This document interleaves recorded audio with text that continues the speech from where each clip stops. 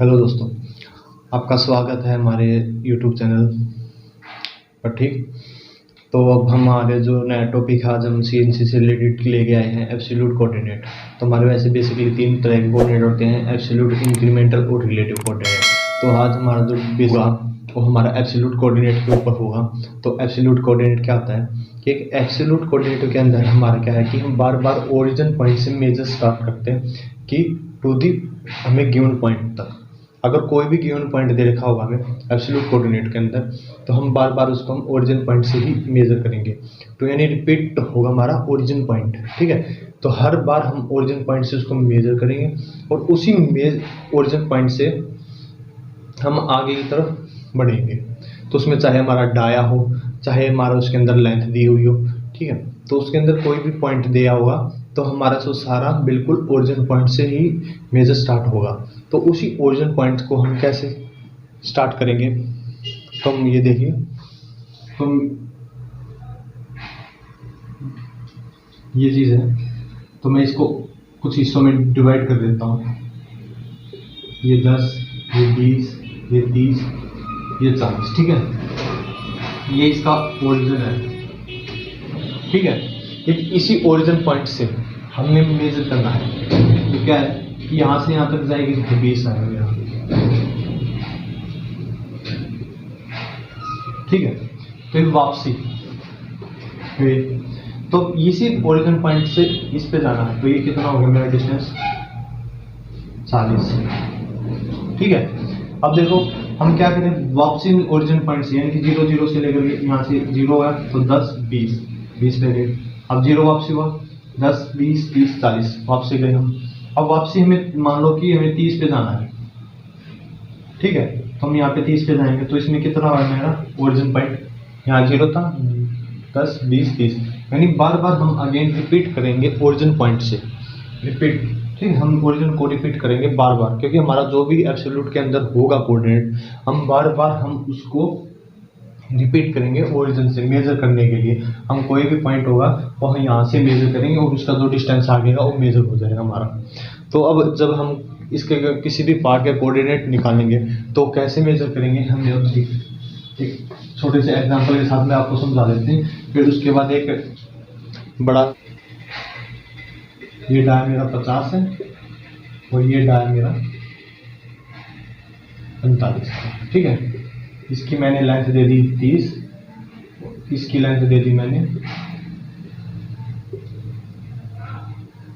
30। ठीक है, अब ये देखो, अब हम ये डायग्राम है, इसके बिल्कुल सिंपल कोऑर्डिनेट निकालने, बिल्कुल इजी है। फाइनल कोऑर्डिनेट वर्क पीस के कोऑर्डिनेट निकालेंगे हम। पहले कोऑर्डिनेट निकालने से पहले हम उसकी नंबरिंग करते हैं, 1 2 3 4। ठीक है, ये नंबरिंग होगी हमारी। अब इसके अंदर जो हमारा डाया है वो भी देखेंगे। देखो अब टूल, अब मैं थोड़ी सेंसी में लॉजिकली बात करते हैं कि जब भी हमारा टूल यहाँ पे खड़ा होगा, ये ट्रट लगी होगी, तो हमारा जो टूल होगा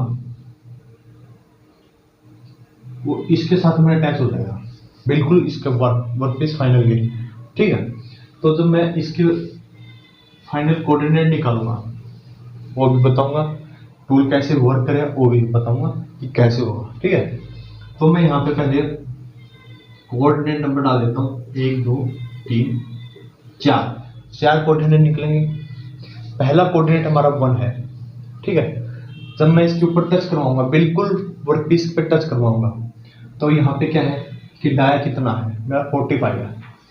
टूल नंबर जो मेरा 1 कोऑर्डिनेट है यहाँ पे 1 पे, मैं यहाँ पे बताऊंगा ये 1 क्या लिखा है मैंने, कि जो यहाँ पे टच करवा इस कोऑर्डिनेट पे हमने फर्स्ट पे, तो यहाँ पे डाया कितना मेरा 45.0। तो जेड की वैल्यू भी कितनी होगी, 0.0। और किस तरीके से है,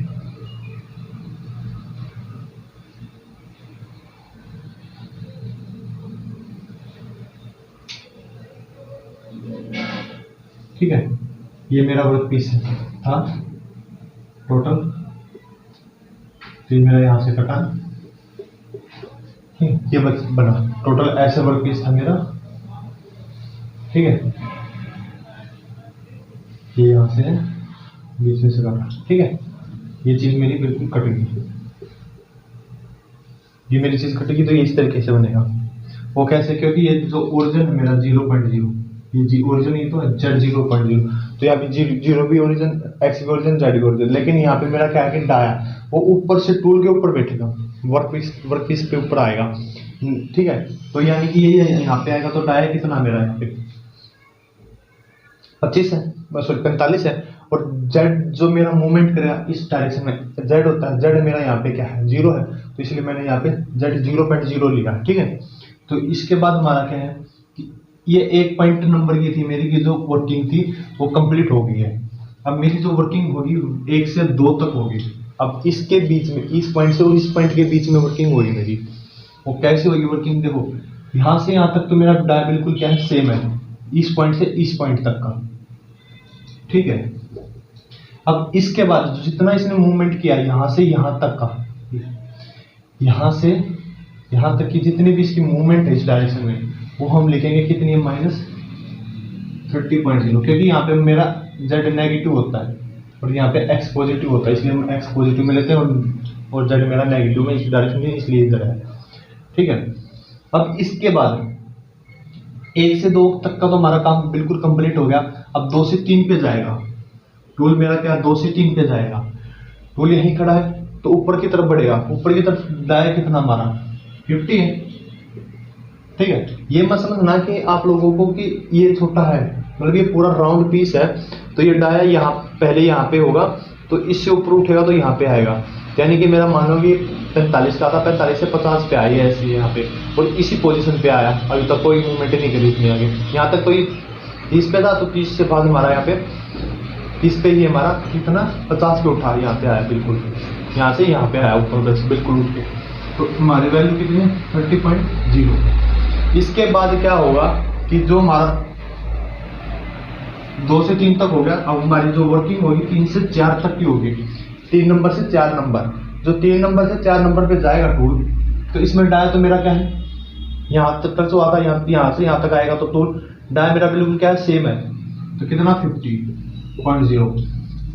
अब देखो, अब ओरिजिन पॉइंट मेरा ये था, ओरिजिन यहाँ से यहाँ तक तो मेरा 30 था, अब 30 ये चला, वापसी यहाँ से टूल आएगा तो वापसी यहाँ तक कितना चलेगा 60, 30 तो ये होगा, 30 ही होगा, कितना होगा 60, तो -60.0।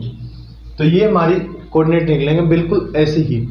तो बिल्कुल आसान है प्रोग्रामिंग में, जितना आप हार्ड समझते हो हार्ड भी है, लेकिन उसको थोड़ा अगर टेक्निकली सोचें हम थोड़ा करेंगे तो बहुत इजी पड़ेगी, कोई हार्ड नहीं है। बस उसको देखो, ओरिजिन पॉइंट का मैं दोबारा बता देता हूँ कि ये यहाँ पे ओरिजिन था मेरा पॉइंट, ठीक है, तो यहाँ से यहाँ तक पॉइंट चला मेरा 30, ये वापसी टूल यहाँ जाएगा, अब यहाँ से क्या आ गया टूल वापसी उठा, वहाँ मैंने डाला 50 और -30 पे, तो ये यहाँ पे आ गया और 50 ऊपर उठ गया, यहाँ पे आ गया, टच हो गया, ठीक है। अब 30-50 तो हो गया मेरा, डाया तो मेरा बिल्कुल आगे सेम है, ना घट रहा ना बढ़ रहा, तो सेम है तो 50 ही है यहाँ से यहाँ तक है, लेकिन ये कितना है यहाँ से यहाँ तक की जो टोटल है जो डिस्टेंस है इसकी, वो कितनी मेरी 60 है, तो -60 ये आया है टोटल बार बार ओरिजिन पॉइंट से, ठीक है। बिल्कुल जो इसका कॉर्नर होता है हम उसी ओरिजिन पॉइंट से हम लेते हैं एब्सोल्यूट कोऑर्डिनेट के अंदर। अगर हम अब थोड़ा 3-4 इसका डाया हम मेजर कर लेंगे, ठीक है।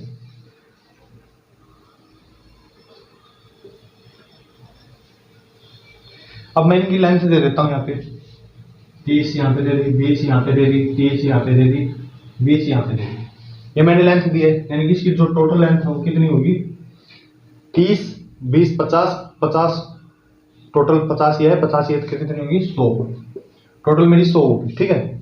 अब मैं इसका डाया दे देता हूँ, कितना है, ये मेरा 35 का है, ये मेरा 40 का है, ये 45 का है, ये 50 का, ठीक है। अब इसी के कोऑर्डिनेट और इसका ओरिजिन पॉइंट ये मानो या ये मानो, क्योंकि ये नीचे से है ये ऊपर से है वहीं पे, ठीक है। मैं ऊपर से ले लेता हूँ क्योंकि इजी होगा, क्योंकि आप यहाँ से जाओगे स्टेप पे तो थोड़ा अजीब हो जाए समझना, क्योंकि ऊपर से जाएगा तो दिक्कत आराम से समझ में आएगा, ठीक है। तो ये x और ये z कोऑर्डिनेट, तो मैं जो नंबरिंग करूंगा वो यहाँ से स्टार्ट करूंगा, number 1, number 2, number 3, number 4, number 5, number 6, number 7, number 8। देखो नंबरिंग करने का तरीका है कि जो हमारे कॉर्नर है ना, जो ये कॉर्नर है उनको हम नंबर 1 मानते थे। देखो यहाँ से यहाँ तक नंबर 1 माना, यहाँ से यहाँ तक हमने बीच में क्यों, क्योंकि वो बिल्कुल स्ट्रेट है, हमने कोई नहीं। यहाँ पे हमारा क्या हो गया कि टर्न हो गया, हमारा आगे की तरफ डाया बढ़ा, तो हमने इस कॉर्नर को 2 माना। यहाँ से यहाँ तक हमारा से बना 3 माना, क्योंकि आगे हमारा डाया और लेंथ हमारी इंक्रीज होती गई। तो उसी के अकॉर्डिंग हमने कॉर्नर को हमने नंबरिंग दी है। ठीक है, तो मैं यहाँ पे नंबरिंग डाल देता हूँ 1, 2, 3, 4, 5, 6, 7 और 8। ठीक है, ये होगी मेरी नंबरिंग। अब इसके बाद जो हमारी फाइनल वर्क पीस का, तो वर्क पीस तो हमारा टूल तो हमारा ट्रट के अंदर लगा हुआ, लेकिन ट्रट से हमारा सीधा डायरेक्ट वर्क पीस पे आएगा। तो मेरा डाया है वो कितना है, यहाँ पे 35 है। ठीक है, और जो वैल्यू है मेरी जेड की यहाँ पे जेड 0.0 है। ये मेरा 1 नंबर कोऑर्डिनेट था, ये 1 नंबर, इसकी बिल्कुल वर्किंग खत्म होगी मेरी। अब 1 से 2 पे मूवमेंट करनी है उसने टूल ने, 1 नंबर से 2 नंबर पे जाना है, यानी कि 1 से 2 पे जाएगा। तो इसमें क्या है कि मेरा जो डाया है, देखो ये बिल्कुल ये डाया कितना यहाँ से यहाँ तक का, तो बिल्कुल मेरा यहाँ से यहाँ तक का कितना सेम डाया, ये यहाँ से यहाँ तक।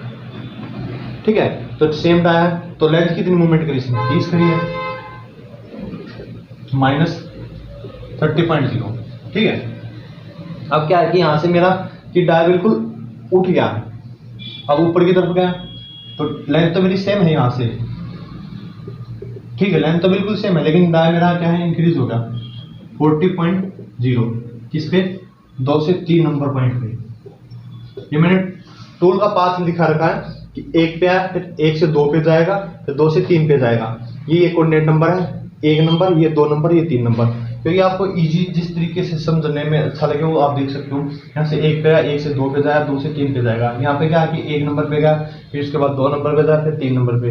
इसमें थोड़ा डिफरेंस हो गया। ठीक है, अब यहाँ पे क्या है कि 2 से 3 तक हो गया, मेरा 3 से 4 पे जाएगा, क्योंकि इसमें तो मेरी लेंथ बिल्कुल सॉरी, इसमें तो डाया मेरा बिल्कुल सेम है 40.0, लेकिन मेरी लेंथ इसमें क्या है, इंक्रीज होगी, क्योंकि ओरिजिन पॉइंट ये है मेरा। तो यहाँ से यहाँ तक डिस्टेंस मूव करेगा, तो कितना करेगा, 30 तो ये होगा, 20 ये कितना, -50, क्योंकि बार बार हम ओरिजिन से मूवमेंट करवाएंगे इसकी। ठीक है, रिपीट करेंगे ओरिजिन को मेजर करने के लिए पॉइंट को। ठीक है, तो ये हो गया 3 से 4 तक के लिए, 3 से 4। ठीक है, अब 4 से 5 पे जाना है। 4 से 5 पे क्या जाएगा, हमारा डाया हमारा क्या है, इंक्रीज हो गया, लेकिन मेरे लिए आप यहाँ से यहाँ तक की लेंथ कितनी है, -50। ठीक है, अब यहाँ से देखो हमारा क्या है कि 5 पे तक तो हमारा गया टूल, 5 तक तो हमारा खत्म हो गया। अब इसके बाद हमारे क्या है कि 5 से 6 पे जाना है टूल को, 5 से 6 पे जाएगा। तो इसमें क्या है कि मेरा जो डाया है वो तो सेम रहेगा, लेकिन जो इसमें मेरी लेंथ है वो इंक्रीज हो जाएगी, यानी कि ये 5 से 6 तक, यानी यहाँ से यहाँ तक। ठीक है, तो ओरिजिन से मेजर करूंगा, 30 ये था, 20 ये है, और 30 ये कितना हो गया, 50 और 30 80 -30.0। ठीक है, अब मेरा क्या है कि जो पॉइंट 6 से 7 तक जाएगा,